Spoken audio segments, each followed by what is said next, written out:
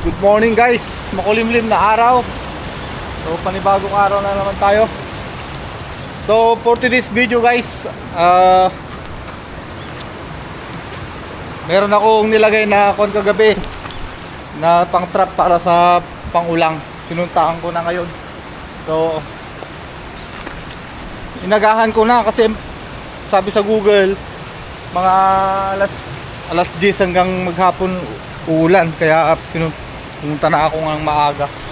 So kagabi umulan siya, di ko alam kung naanod na yung trap ko. Hindi siya gaanong malakas, pero umulan. Pero dito kasi sa bundok ito, maipon yung tubig sa iba't ibang ilog. Dito babagsak, kaya nung nag-aalala ako, doon ko nilagay yung kwan ko, yung pang trap ko. So dati dito ko siya nilalagay, kagabi puno ng putik. Dito ko dati nilalagay, ang daming ulang din dito guys kagabi, ay nung mga nakaraan. So ngayon wala na kasi dami ng putik. Umaapaw kasi yung tubig dito. At dito ko naman nilalagay yung pan ko, yung panggurgurami ko dito guys. Marami pa rin gurgurami. Wah, tignan nyo yung guys, ang daming anak ng pan. Wow, napakagrami. Ano yan ano nyo guys, ang ganda, ang ganda. Swamp ng mga isda. Ano kaya to? Anak ng pan kaya to? Ang ganda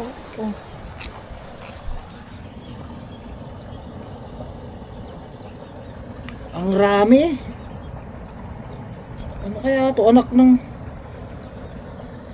siguro dalag. Dami ganda. Magandang balita. Kung na naman yung sinasabi ko, dito ko nilalagay yung pang trap ko ng gurgurami. Tulad lang dati, napakarami pa rin. Wala lang kasing mga malalaking tilapia dito guys.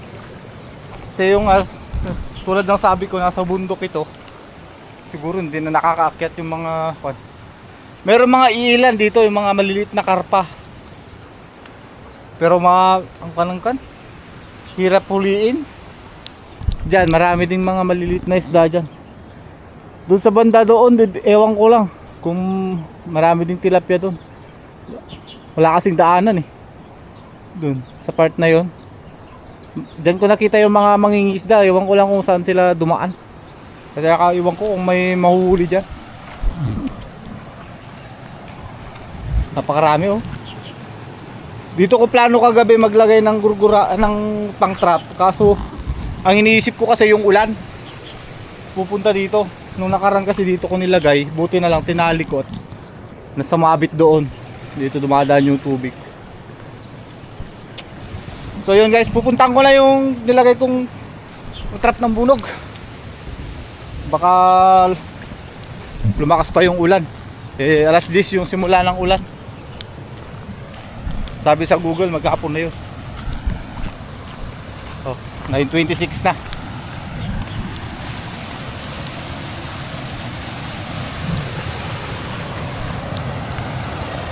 Doon pa naman ako manggagaling. Tatawid ako. Kaya mahirap. Kaya pumunta na ako ng maaga. Naalala ko kasi yung pang trap ko baka maanod. Sayang din. Binili ko rin yun.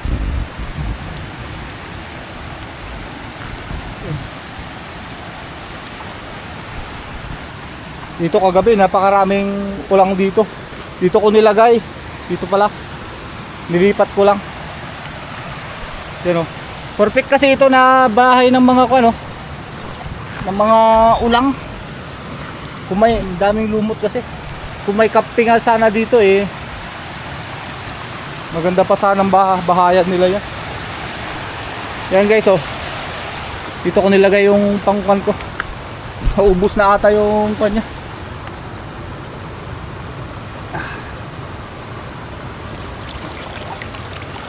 Oh, isda ang nahuli, walang ulam.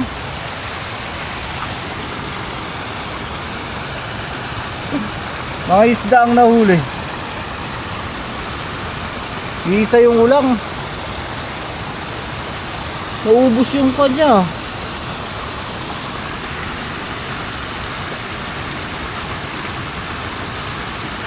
Ganitong isda lang yung mauuli guys, oh.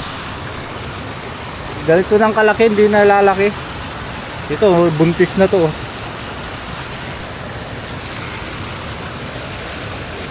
Ganito sana ang gusto ko mauli. Parang hindi naman effective itong panghuli na to. Hindi nila maakyat. Napakarami kong nilagay kagabi na kuan.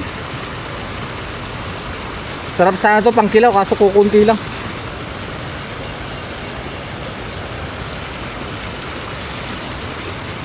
Pakawalan ko na lang. Dami kong nilagay kagabi na pangpain.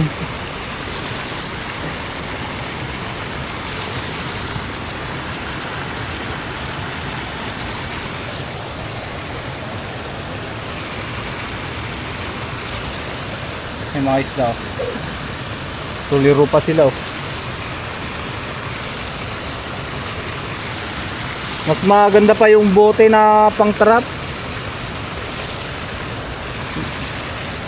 kaysa dito.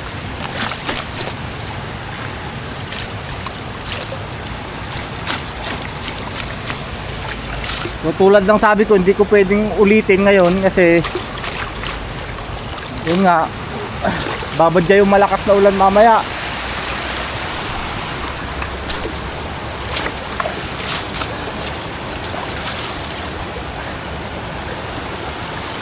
Kung sana hindi sana uulan, papainan ko ulit at ilalagay ko pang gurgurami sana, kaso yun nga, ulan. Yeah, next time na lang, better luck next time. Walang susuko kahit walang huli. Masarap sana maligo kasi fresh na fresh yung tubig, eh. Umulan kagabi, eh. Yan, medyo may kulay yung tubig. Napalitan yung mga stock na tubig dito.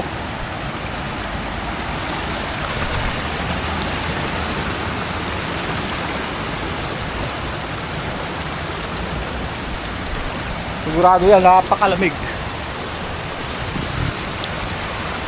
Para akong dito, ah, Parker.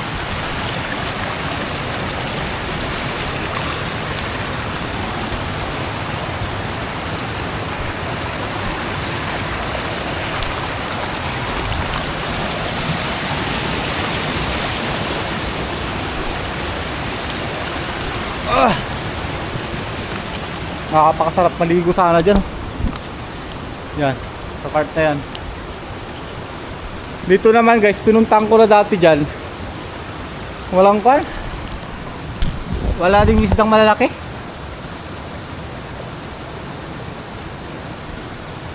Gawa siguro ng ganito, hindi makaakyat na yung isda.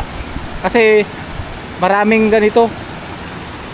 Every 1 kilometer may ganito. Doon na part meron na naman. Doon na part meron na naman, kaya hindi makaakyat yung mga isda siguro. Siguro meron nga akong nakita na kwan na mga concerned citizen na siguro kwan yun, mga advocacy, may kwan advocacy, nagpapakon sila, nagpapakawala sila ng mga fingerlings na tilapia dito sa may bundok. At pati sa may dagat, nagpapakawala sila ng mga pampano na kwan, ng mga isda. Galing ng advokasya nila dito.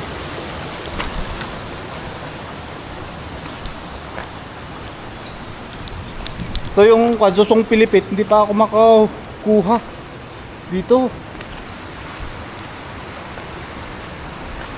Susundan ko sana yung irigasyon na yan. Maraming susong pilipit dyan. At saka tulya. Yan, oh. Napakalamig guys, oh. Wala pang amoy. Talaga fresh water siya. Pero doon sa may bayan, ang baho ng kando. Amoy burak. Dito sarap, oh. So yun. Ayos na tayo, uwi na kasi mag-aalas 10 na. Baka mabutan pa ako ng ulan dito. Dadaan na lang ako sa mga kanya. Mamimingwit-mingwit ako. May dala akong pamingwit. Sa tabi ng mga tulay. So yun. Happy Sunday and goodbye. Bye bye.